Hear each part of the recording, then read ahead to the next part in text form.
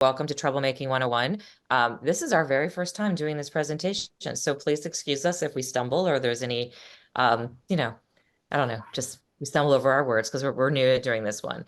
But what are we going to do tonight is that we are going to talk about the importance of local organizing and how you can make a huge difference in your community. I myself actually have done a lot of local organizing. I got super involved after the 2016 election and started a grassroots Facebook group here in my community. And we have now spun that into a Dem Club and a PAC, and we are making waves. In fact, I think if you talk to the people who maybe are on the other side of the issues here, they would say that they were very used to being in charge of doing whatever the heck they wanted to do.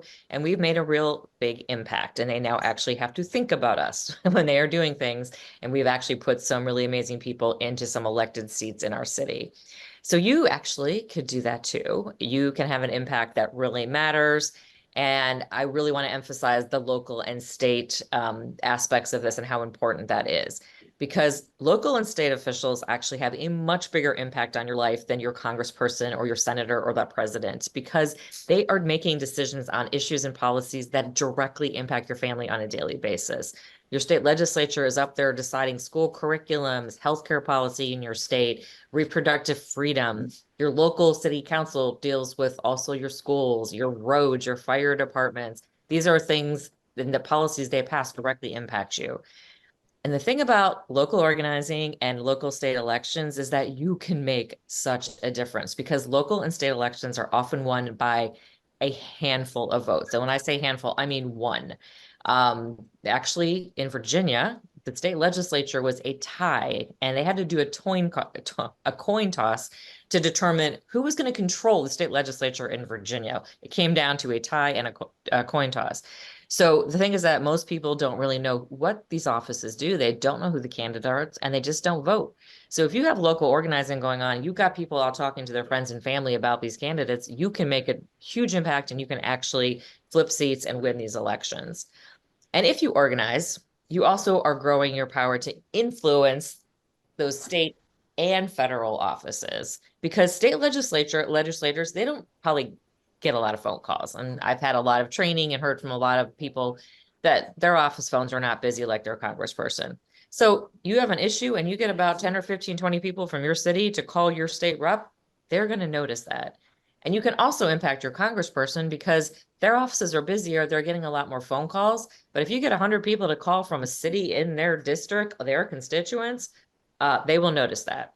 So by getting people together, by getting them organized, you can really make this huge impact. You can also act quickly to address bad policies.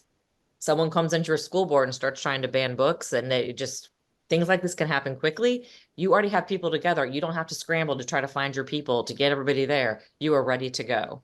And the last thing I'm going to say about local organizing is something you may not know, is that it will actually change your life. I have friends from local organizing that I would never have met otherwise, and they are probably some of the most important people in my life. And honestly, local organizing is why I'm with Red, Wine, and Blue. So it is definitely an impactful thing to do, and you will be surprised. All right, so what we're going to talk about in my little section here is just how do you get started doing this? How do you start a group? How do you start planning to do this? There are 4 things we're going to talk about: planning, organizing, building momentum, and then keeping those members and those people that you bring in engaged. So the first thing we're going to talk about is just the planning and the things that you want to consider before you get started. Number 1, what is the purpose? So why are you organizing? What is the purpose of your group? Are you going to be focusing on your state, your city and the elections that happen in your city, maybe at the state level as well, the policies that happen there? Or maybe you're issue oriented. Maybe you are just wanting to deal with public education or reproductive freedom or the environment. Whatever it is that you care about, whatever it is you want to organize around, that's great. But just establish what that is so that you're bringing the right people in and that you have a focus on what you're doing. The second thing is bringing people in. So who do you want in this group? Define your membership. My local group, we only allow people that live in our city to be part of it, because we want to focus on what's happening here. We don't want people from 2 or 3 cities over or another county, because then suddenly what we're working on is spread out. It's not focused, so we want to keep it nice and tight. And so that is what we do. So think through, Is it just people in your school district, just people in your city? Are you going to do countywide? Is it anybody, any political party? Are independents welcome? Just kind of defining that and then enforce it as well, because you are going to have members push back.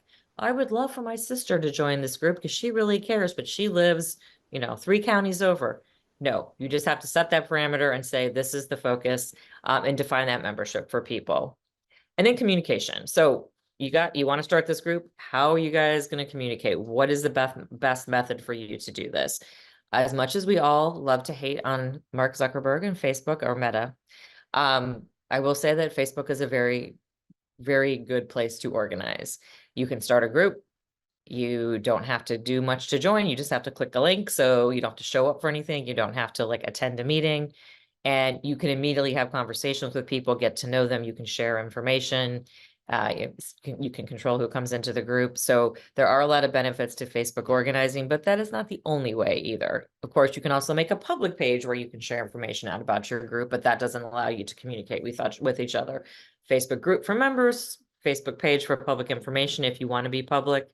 But you can also use things like Slack, WhatsApp, Signal. There's all kinds of communication apps that you can use if you think that would work for your group. I even met a group in Nevada who was a retirement community, and they just were not social media people. They used email. So they just organized and sent everything over email. But the point is just to think through, what is best for us? How do we want to do this? How do we want to communicate? And then the last thing is just, what's your name going to be? And this may sound like a small thing, but it's not.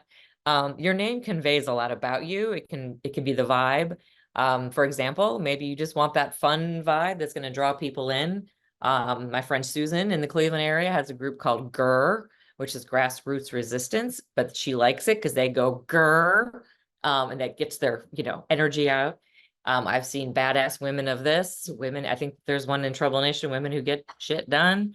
So you can really have a fun name and send that vibe out into the world. My local group is our Mason Dem Club. Pretty straightforward, defines who we are. Everybody knows, they see it online, they know what we're about. Maybe you want to be under the radar. Maybe you live in a pretty red area and you're not so sure you want to be exposed to the world. So maybe it's just concerned citizens about XYZ. So just thinking through that name and what it actually tells the world about your group. All right. And then it's go time. It's time to actually start organizing. You have your platform, you're on Facebook, you're on Signal, wherever it may be, and you're going to start inviting people in. Start with the people you know, even if it's only 2 people, that's okay. If you live in a red area, maybe you feel very alone, only know a few, no problem. They know people, they will invite people, and they will invite people. Julie and I have run, I don't know how many trainings on organizing, and I have never yet had somebody come back to me and say, I started a Facebook group and nobody joined. That doesn't happen. It'll probably grow faster than you can even imagine. Start with the people you know who share your values. Make sure that they are asking their friends to join. Encourage that. Remind people. Drop links about that in the Facebook group. And then also go on the hunt. You can use social media. Become what we call a digital organizer. So, you should be sharing about your group if it's not private on your own social media.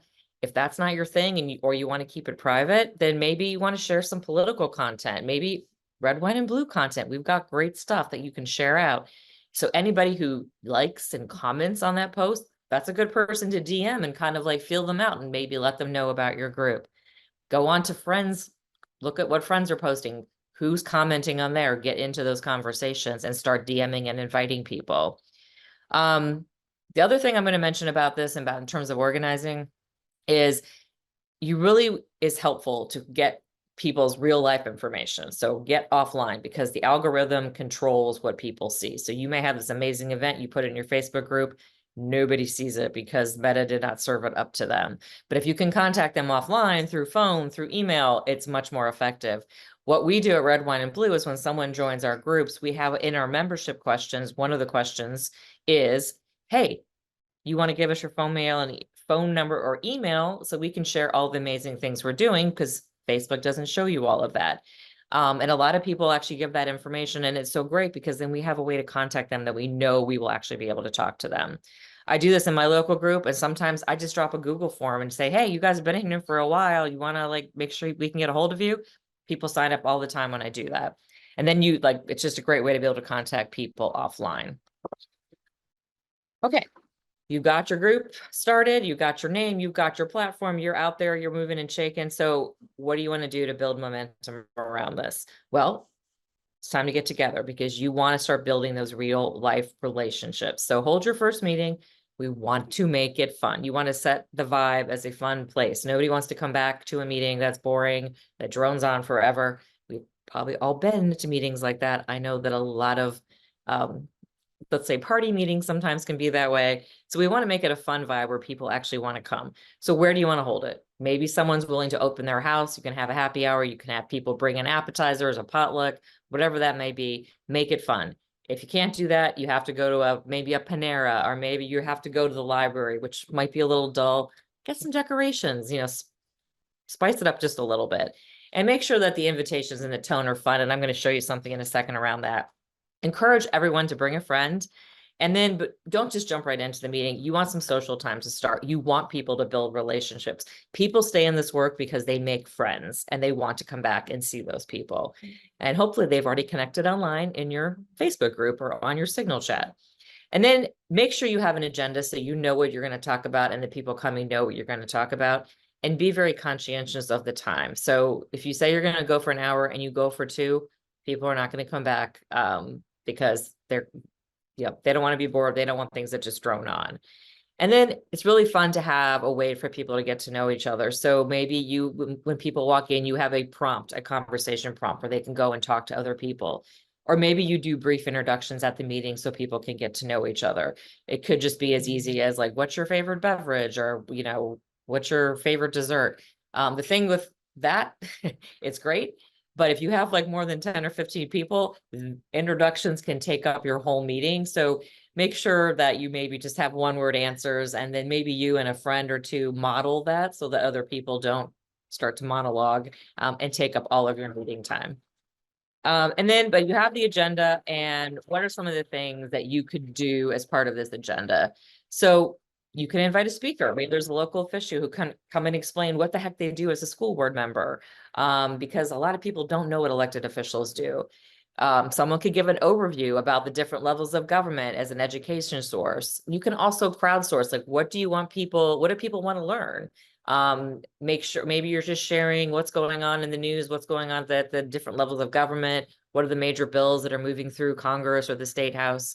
And then you want to have some kind of a call to action, something easy that people can do. So maybe it's just attend or watch a school board meeting, share a news article you want them to read, have them call a legislator about an issue. But you want to make it fun and not overwhelming because people are new to this. So you want to kind of break them in easily. And then I'm going to show you as an example of a vibe. When I talk about vibe in your invitation, these are just some fun invitations to events that I found on social media. This is GER, like I mentioned. This is our group, Funky East Dallas Democrats down there in Texas. So just some fun vibes to kind of get a feel for, like, that would attract attention. That would catch my eye online and make me think, oh, that looks like a fun group that I want to be part of.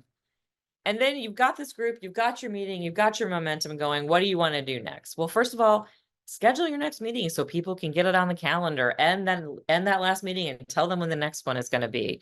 And a meeting doesn't mean it has to be a serious meeting. Maybe you just go out and have a nice happy hour. Maybe you meet up for brunch sometime. We have a group that just meets every Tuesday at Panera and writes postcards and talks. Anything you can do just to get people together and start building those relationships. And then ask people what they want to do. Get feedback and suggestions. What is it? People are talented, people are creative, and they will give you really good ideas. You will also discover that your people will have all kinds of skills that you can utilize, and then you can start to delegate because you want to ask others for help. You don't want to take all of this on yourself.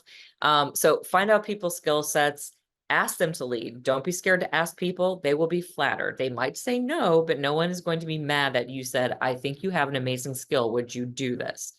Maybe there's committees. Maybe you want to track what's going on with gun violence prevention or reproductive freedom at your state house. Form some committees to follow that and ask people to lead. And then, you know what? You're going to have your leaders pop up. It's great to have your own little group chat just for leaders to keep in touch and to keep working towards building the group and making it better. So that is my quick overview of organizing at the very basics of organizing, and you guys can definitely do this. And I'm going to bring up some women who are doing this. We have a group that is brand new that has just started this work, and we have another group that's been doing it for a while. So I want you guys to hear what you can accomplish. Welcome, ladies. Welcome. So let's just go ahead and jump into the questions and get started. So, Renee, when did your group start and how? In 2017 by accident. So I've told this story a bunch of times, but basically our school board has these things called board advisory councils with a representative from a parent rep from each school plus the principals. My friend was the back rep for our elementary school, and she had to miss a meeting, and the rule was you had to get somebody to go in your stead. So I went for her, and our school board member was talking about a law that had a part of the budget that had been kind of hidden in 2016 that would functionally eliminate art, music, and PE classes for our elementary students. It's more complicated than that, but and at first the General Assembly had said, here in North Carolina, had said, oh, whoops, we didn't mean to do that. And in fact, the NC House had passed unanimously a bill to fix it, and it was sitting in the Senate. And I very naively thought, oh, well, then all we need to do is tell the Senate to pass it. And so I brought it to the PTA, and we had a meeting, and somebody suggested, well, you should start a Facebook group to keep people updated. And that is how Save Our Schools was born. So That's fantastic. totally accidental. And again, putting that group out there, and it grew. Yes. Nicole, why did you decide to form Hope in the Heights?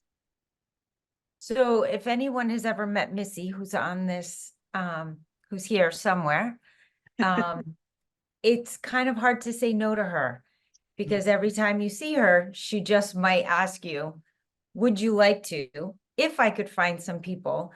And after about a year, she said, if I could find a few people, would you at least just consider coming to a little coffee, and we'll just chat about it?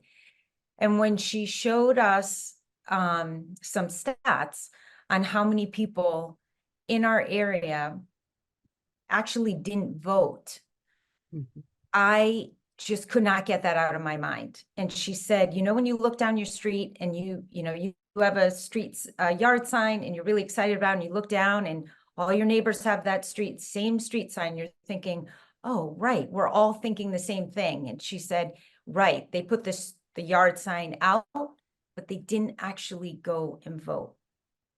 And I thought, we can't do this anymore. We can't do things like that. We have to actually vote. And so that day, after meeting 3 fantastic women who are now my new best friends, who I had not met, we're all in the same community, we joined this group, and we just did it. And it's been amazing, absolutely amazing. So, Jennifer, I understand that you joined the leadership team soon after Hope in the Heights was formed. So why'd you decide to get involved? I did. I was and Nicole will tell you, I was very non-committal when I came, because I had been so involved in schools and the community for 20 some years. My youngest child graduated a couple years ago, and so I was still just kind of trying to figure out, what I wanted to do. And then when I met Nicole and Amy and Zoe, and having done a few things with Red, Wine, and Blue before, like the text banking for the primary election, meeting Katie Paris at my gym, I knew that there were a lot of good things going on. So the more I thought about it, I just realized that we're really in a good place. We're in Cuyahoga County, which really has the ability to swing the entire state of Ohio if we can get everybody engaged. So I thought it was a good opportunity to really get involved and do something other than screaming at my TV, which I've been doing for multiple years, and ranting on Facebook, because I just feel like everybody has to do something. Yes. And this was something tangible that I could do. Okay. So Renee, how do you communicate and build a community in your group? So this actually came up in my Facebook memories today, and I was like, ooh, I did something right. Back then, everything was just feeling my way around because I didn't know how to do anything. I'd never organized. But one thing that I did that was very effective is I tried to post every day or every other day, but no fewer times than that. And it would be just, hey, everybody, here's what's happening. Oh, it's been a week since you last called your legislator. Have they gotten back to you? Has there been any movement on the bill? No, there hasn't. It's time to reach out again. Or, hey guys, today I wrote to my legislator and this is what I said. Please don't copy my email, but maybe use it as a model for yours. But the idea was to make sure everybody knew what was happening. Everybody knew that something they could do and keep doing, and knew that what they were doing mattered. Like I really needed every single one of them to be writing to their legislators. That's really good because that keeps people engaged too. Mhm. So Jennifer, your brand new group had amazing attendance at their very first meeting. So how did you guys accomplish that? I think we just reached out to everybody we know. Like Nicole said, we all live in the same community, but we didn't really have a lot of people that overlapped, surprisingly. I grew up here, so I had people who are here. A lot of people that I grew up with have come back to Shaker. So I have people that I grew up with who have kids now, people who were in the schools with my kids, and all of us have kids at different ages. So we all kind of hit different pockets. So we sent emails and texts to all the friends that we knew. And then I invited probably 400 people on Facebook. I invited all of the women who are in the Cleveland area who I'm Wow. Facebook friends with.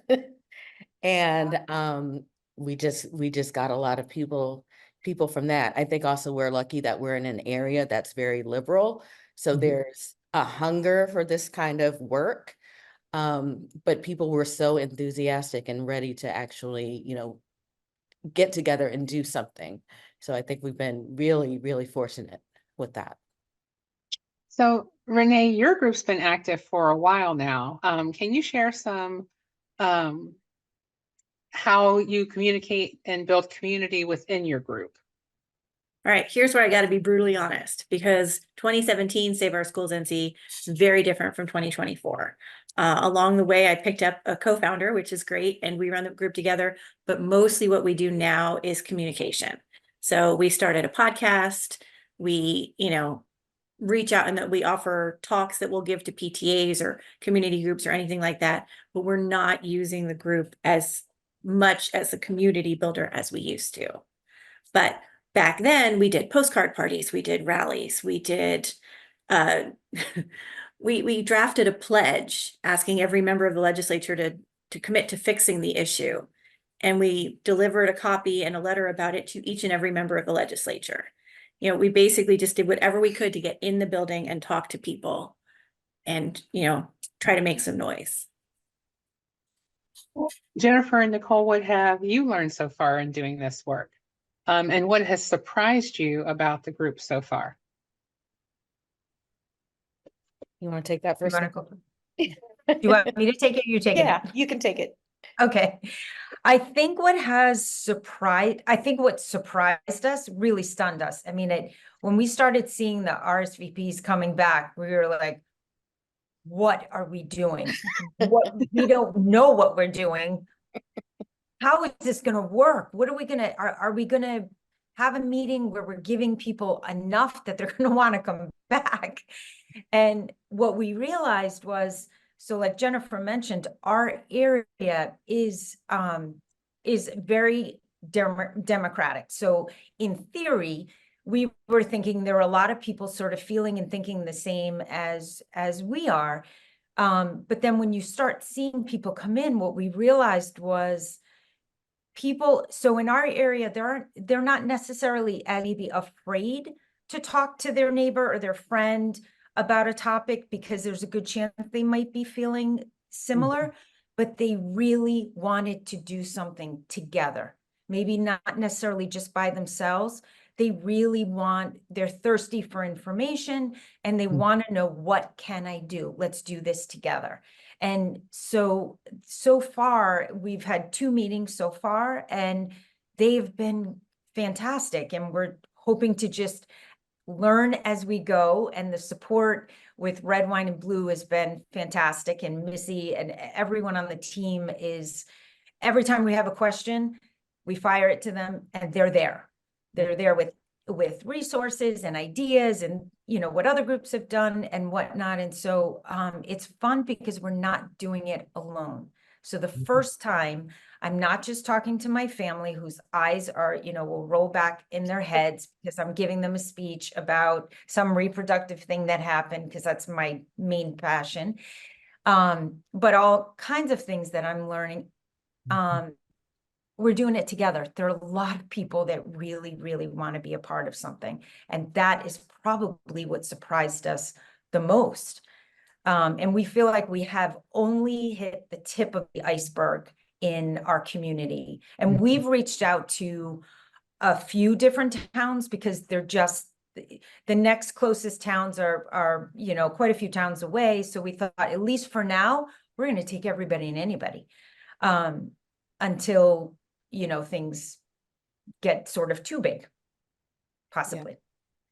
Yeah, Well, I would say another thing that I learned personally is just how you might think that you have no idea what to do, but you actually, if you just put one foot in front of the other, you figure it out. And among the four of us on the leadership team, we all have different skills, and you kind of lean on each other. One time I was writing an email and I just couldn't find the words. And instead of like continuing to push myself, I was like, you know what, I'm going to ask them for help. And somebody stepped up and helped, because I was like, I just don't have it in my head today.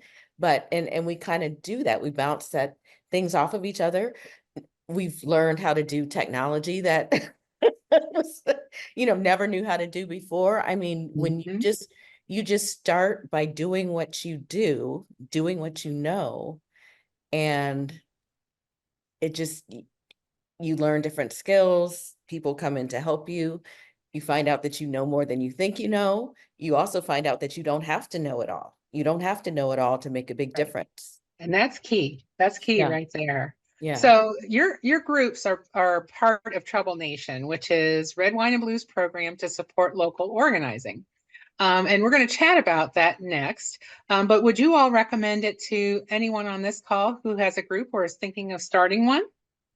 Oh, absolutely. Absolutely. Absolutely. All right, well, let's get everybody excited about Trouble Nation. We're going to bring on Missy McGinnis, Director of Trouble Nation, to tell you all about how you can join, because the support that you're going to get is just phenomenal. And that's why these ladies were here sharing with you tonight. So hi, everyone. I'm Missy McGinnis. I am the director of the Trouble Nation program. And I think Renee was introduced as also a member of our Trouble Nation team. So, you know, she's got a lot of experience in organizing, and we all in the Trouble Nation team have a lot of experience with this, and we're really excited. So if you are pumped up by the presentation that you saw and meeting Renee and Jennifer and Nicole, and you're like, okay, I'm ready to start, I want to do it, then Trouble Nation is the program for you. So we launched Trouble Nation 8 months and 3 days ago. Not that I'm counting, but obviously I am. And what it is, it's Red Wine and Blues National Grassroots Organizing Program. We help local groups around the country get started, grow, and strengthen. Every group that joins Trouble Nation gets their own landing page with their own web address, and you can be found on a searchable map on the Red Wine and Blue website. And what we think is sort of really the beauty of Trouble Nation is that it's not chapters. We're not creating Red Wine and Blue chapters. We're enabling your group to stay independent of Red Wine and Blue, but we provide you with access to all of our extensive content, a lot of training opportunities that are just exclusively for Trouble Nation members, and also connections, among other things, connections to other leaders of grassroots groups from around your state or across the country. And it's a really nice program because, you know, you're facing your challenges in your community that are unique to you, but also there's a lot of overlap with others. And so by staying independent, you can focus on what's important to you, but you can also tap into our extensive resources. So I mentioned in the last slide a little bit of what we offer, and I just want to, this slide really captures the Trouble Nation program in a nutshell. So if you were to join Trouble Nation, and we're going to show you how to join tonight, should you want to, we will help you with all of these things. So we will help you with new member recruitment. So Red, Wine, and Blue has more than 500,000 members nationwide, and we can tap into the people who have joined Red, Wine, and Blue in your area, or who are part of our Facebook groups, and we can help them learn about your group so you can grow your group. As I mentioned before, we have a dedicated landing page for each group, and so I probably won't be showing you an example of that here, but we'll show you links of where you can find what a landing page would look like. So right below the dedicated landing page, I mentioned before, different connections with other leaders. So we do monthly happy hours that are virtual with leaders from across the country. We invite everybody into a dedicated communication channel so you can communicate with others, and we have other opportunities as well. So moving on, we have keep going back. So we have extensive leadership and advocacy training. So we've run several series already that are geared just for Trouble Nation leaders and the challenges and the information that you need to arm yourself with what you need to be successful in organizing for your community.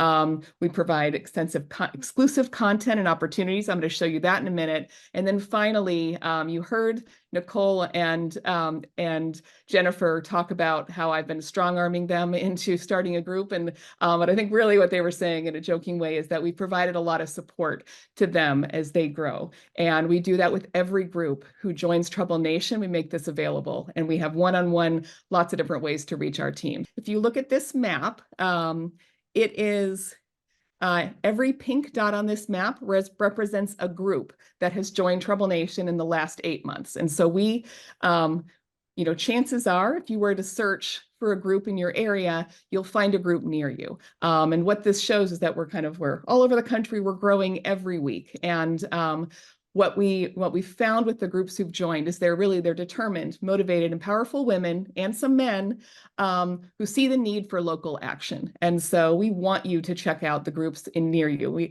They would love for you, if they have a pink dot on this map, they would love for you to join.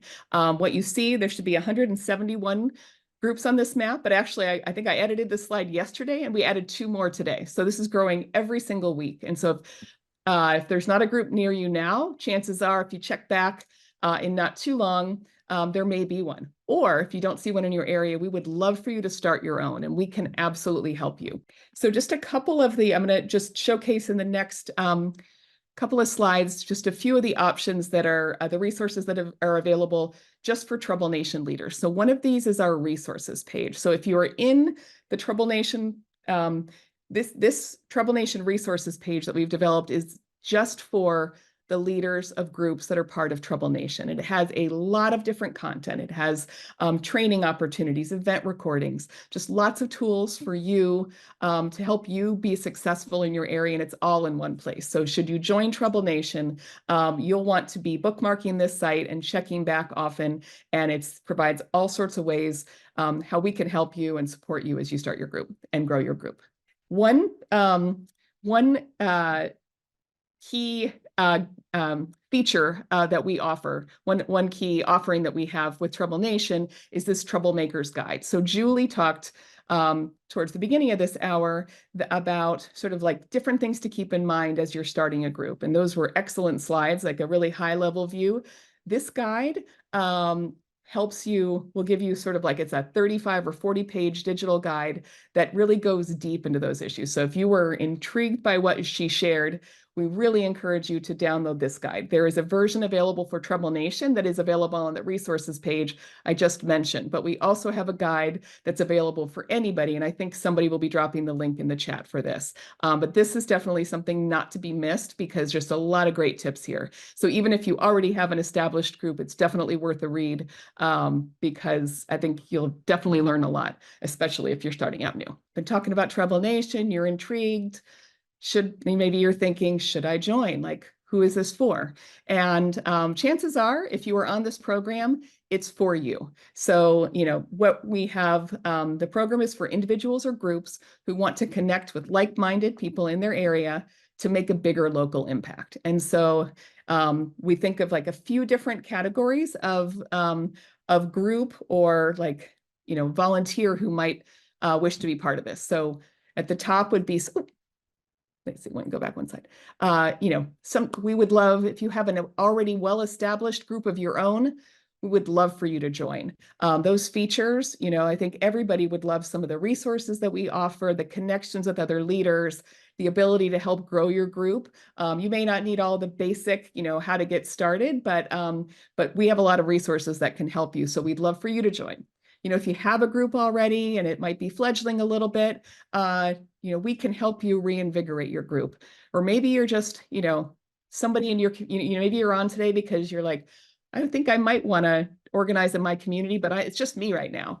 And we would love to have you. So many of those pink dots that you saw are people in this third bullet point category. They're just highly motivated people who would like to make a difference in your community. And we provide a lot to help you do that. And finally, we would love for you to join. So we're going to stay on after this. If anybody wants to stay on and ask us for help getting started with Trouble Nation or what the next steps are, please do. Our team will be on, or you can scan this QR code right here. It'll take you right to the Trouble Nation landing page on the Red Wine and Blue website, or you can access it just redwine.blue/Trouble Nation, and you can read a little more about it, and then you can click create a local group, and you can get started. And just to introduce our team, I think Julie introduced us at the beginning, but I'm the program director, Renee Sekel, who was interviewed about her group, Save Our Schools, North Carolina. She's the deputy program director, or soon to be. Kim Barbaro is currently the deputy program director, but she's going to be moving on in a couple of weeks, and we're very, very sad to miss her, but she's here dropping links, and she's not going far because she's starting a group on Trouble Nation as well. And finally, very soon, Angela Levine, who currently works at Red Wine and Blue in another area, will be joining our team. So we're thrilled, and we're here to help you. Thank you guys so much for joining and listening to this. I appreciate the panelists, and I just want to give them a shout out because they were amazing. Julie, do we have questions in the chat? The question is, how much time out of your day or life has starting a group taken?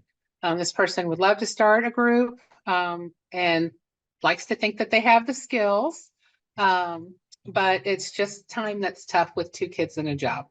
And I think everybody can relate to that, but somebody please speak to that. I started Save Our Schools in the brief, shining, glorious year where I had all 3 of my children in the same elementary school. And organizing will take up as much or as little of your life as you will let it. And if you are the group leader, you get to decide what the group does. So you will fit it into your life. And it's really just about finding ways of making a difference that do fit into your life and making it part of your life. But it doesn't have to be everything. I know that Missy went over how to find the existing groups, but just can we touch on that just very quickly again to make sure that everybody understands how they can find a group. Would you like me to share my screen and kind of walk through it? So I went to the Red Wine and Blue Facebook group, Red Wine and Blue landing page. So redwine.blue is the homepage for the world of Red Wine and Blue. So if you find yourself here, you go to Take Action, and you can scroll down to Trouble Nation.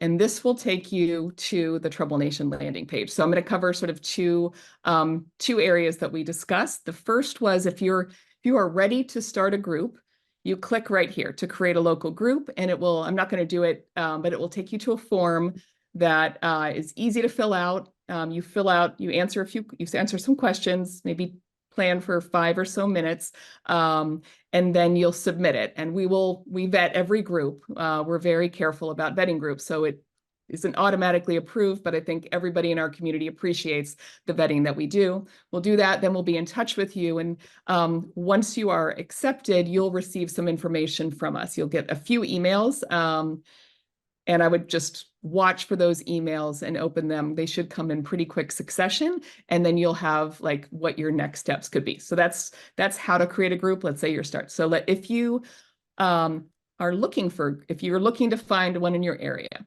you just keep scrolling down, and here is the map. And I am going to plug in my zip code, 44124, click, and boom. Okay, so this will show me events and groups, and I'm going to gray out events so I only see groups. So, ooh, boom, here's Hope in the Heights. 118 members for Jennifer and Nicole's group. So let's click in there. So you click on that group, it takes you to their landing page. And I said before that I wasn't going to probably show you a landing page tonight, but here we are. So I'm glad you get to see it. Here's an example of what your landing page would look like. Here's Hope in the Heights. So I am a member of Hope in the Heights. So, so that I'm going to show you one that I'm not a member of that we could join. So I'm going to go back to this is the main map that we showed. Anytime you're in here, if you click the Trouble Nation banner, it takes you back to this main page. Let's pick a new area. Let's look at Texas. Okay. Of course, I'm the moderator of that group. Okay, we try this one more time. Let us pick. Okay. So I'm in the Pro Colorado Education Project. If you're not a member, you can click join. It'll ask you just to say tell them why you're interested. You can express you can tell them how often you want to get notifications. I would really recommend that you choose to get notifications. So every time there is a new event or there's some discussion, you will know that's happening. Then you click join a local group and boom, you're in. So I'm just going to put them and say, email me, join the local group, and then you're part of the community, your picture, you'll be able to show up here. They will at one point, I'm already a member, you'll have to create an account, but that takes very little time, and then you can do whatever you want in the system. And so then once you're part of this, I mentioned the Trouble Nation resources page before.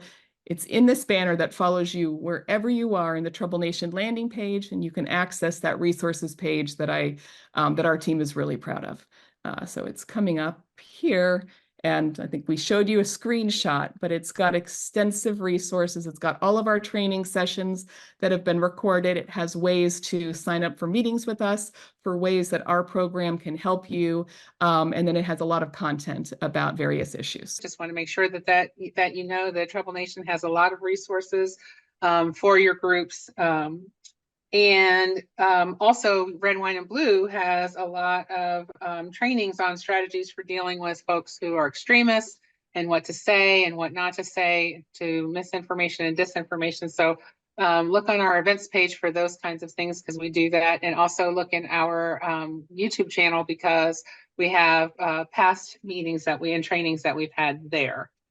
I was going to say to that extremist question, I think it depends. Are you talking about a neighbor who maybe doesn't understand a lot and just doesn't normally agree with you, but it's someone you can connect on your shared values and the things you care about? Or is it a person who's like a MAGA extremist? If that's the case, don't engage.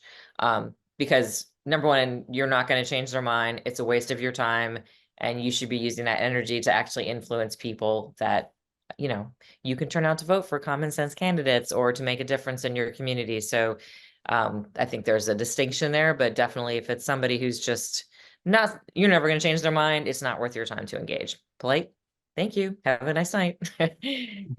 I see there are questions about the sample agendas, and I can share my screen real quickly to show exactly where in the resources page you can find the sample agendas. Ari, I think that was your question. Someone also had a concern about maybe some folks in their group wouldn't be okay with issues that Red, Wine, and Blue supports, although they think that Trouble Nation would be helpful to, grow their group. So we do have quite a diverse group of folks across the nation in our groups, but Missy, can you speak to that? Sure. So I realized with that question, one of the things that we didn't answer is sort of the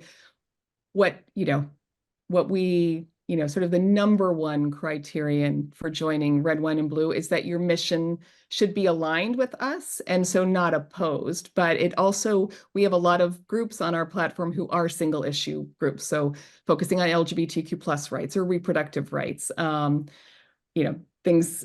So single issue, what we focus on, and that is fine. You can be and not be focused on everything else that we're advocating for. And that's one of the, if you remember from one of my first slides, that one of the beauties of this program is that we enable groups to stay independent of red, wine, and blue. So you are not a chapter of red, wine, and blue. You don't have to do everything that we say that you do. You can pick and choose what resources and content that you'd like to pull from us. It doesn't mean that you're sort of joining on with everything that we do. I would say if your members, though, are opposed, like feel the opposite of some of the issues that are important to us, then it might be something to think about as you, before you join the platform. But if it's just that it's not an issue that you focus on, that is fine from our perspective. Okay, let me just, I'm just going to quickly answer the question that Ari had about the resources page. So if you're on the resources page, this second section here, what you're going to see first are this is training and events, but each of these sections operates as a file folder. We're cleaning this up a little bit. In a few months, it'll look even better, but there's a lot, as you said, there's a lot of goodness here. Could be organized maybe a little bit better. But if you were to go into the organizer toolkit, Trouble Nation Toolkit, Trouble Nation 101 sample agendas. And we have a few agendas in here that you can use as guidance. And usually for each agenda, let's just see what that looks like. So I think we have a couple of sample agendas here.